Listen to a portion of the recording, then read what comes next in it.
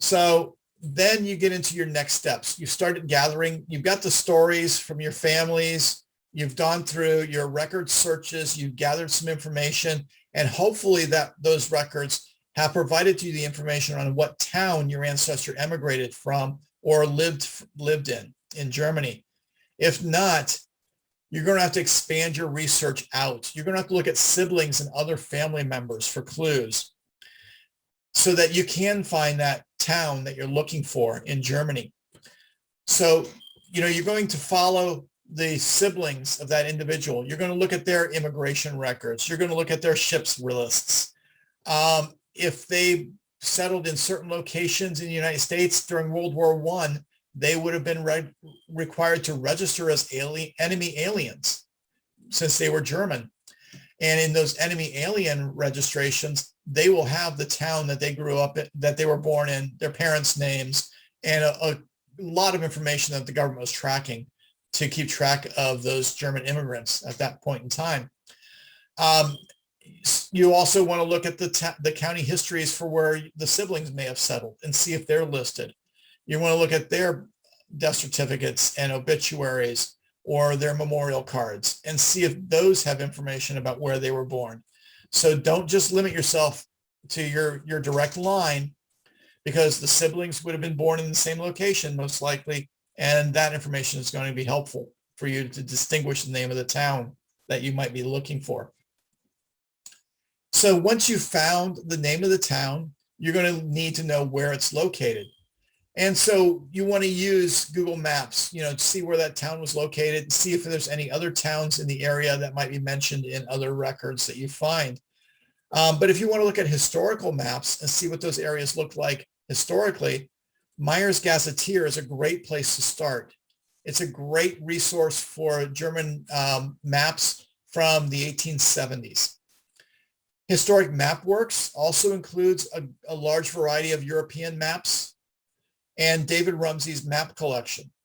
The great thing about David Rumsey's map collection is many of these maps are geo-referenced, so you can see them over top of today's Google map and see how the area has changed from the date of the map to the Google Maps that you have today. And I'll just mention the Family History Guide again. They have a section on German maps and gazetteers that you can go in and get more information about those resources. So here's an example of Meyers Gazetteer. And what you're going to do is you're going to type in the name of the town. So I typed in Glandorf, and now you can see that it tells me that it's Glandorf, Eiberg, Osnabrück, Hanover, Prussia. So that's the location. And it gives me a map showing me a pin where it's generally located. And then it provides me a lot of information about the town, but it's written in German. And it's all abbreviations. So you have to understand what the abbreviations mean. But it tells you, that it's 8 kilometers from Freiburg, and it's 7 kilometers from the next town, and it's founded in 1282, and all of this information is in there. You can read just to the right of the map some of that information interpreted for you. And then you can click on the map and it shows you the map from the 1870s. So you can see Glandorf is right in the center, and then you can see the other towns that are surrounding it, such as Westerndorf and Suddendorf, Mecklenburg, and so on, that are surrounding the area. There's also a tab in there called Ecclesiastical. And the Ecclesiastical tab tells you the churches in the area.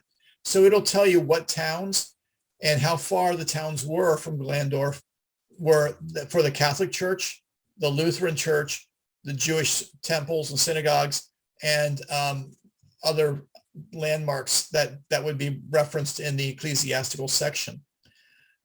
You can also add your email in there and let people know that you're interested in researching people from Glandorf, and you may get contacted from other people doing that research in that area.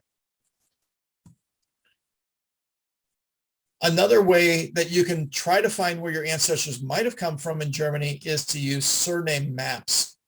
And surname maps give you an idea of a distribution of a surname. So it shows you where the surname is found and the frequency of its occurrence in those areas.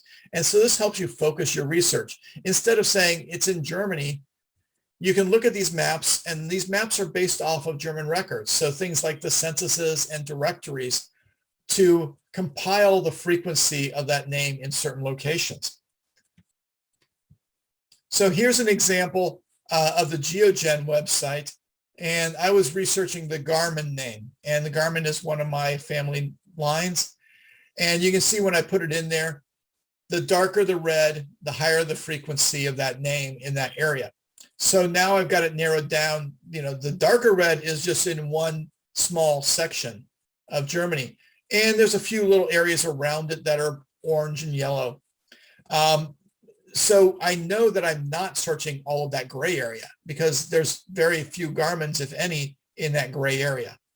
It's less than one entry per area. So there won't be, you know, that won't be where I want to focus. I want to focus in on those darker colors. But you can see that GeoGen, there's a GeoGen version 4, there's Katzennamen, and then there's Namensverbreitungskarte websites. And they all are very good websites to show you the distribution of the surnames.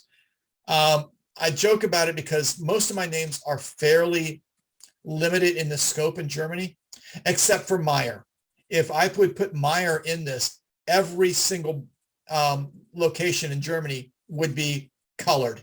So there is no area where Meyer is predominant in the country of Germany.